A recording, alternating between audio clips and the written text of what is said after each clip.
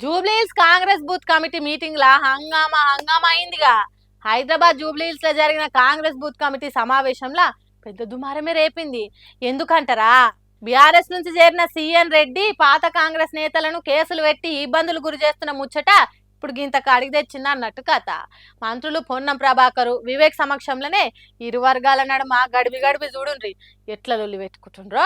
స్థానిక కాంగ్రెస్ నాయకులు కార్యకర్తలు ఉరుకులాడుకుంటా మంత్రి మీదకి వచ్చి కోడిగుడ్లు టమాటాలు ఇసిరేసిర్రుల్లో. సభ వేదిక కాడనే ఒక్కసారి పంచాది కాలు పెట్టోలు జై కాంగ్రెస్ అని నినాదాలు చేసుకుంటా నాయకుల మీదనే గుడ్లు టమాటాల దాడి చేశారు.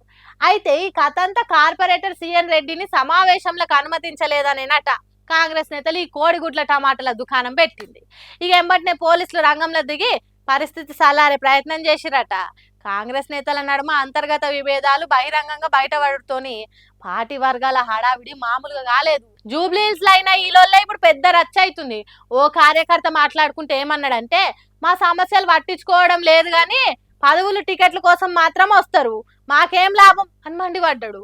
ఇంకొక ఆయన మాట్లాడుకుంటా పార్టీకి ఐక్యత అవసరం, ఇట్లా మనమే లొల్లిలు చేసుకున్నాడు పద్ధతి కాదు అని పంచాయతీల వల్ల బలం పెరగది, బలహీన పడుతుంది అన్నాడు.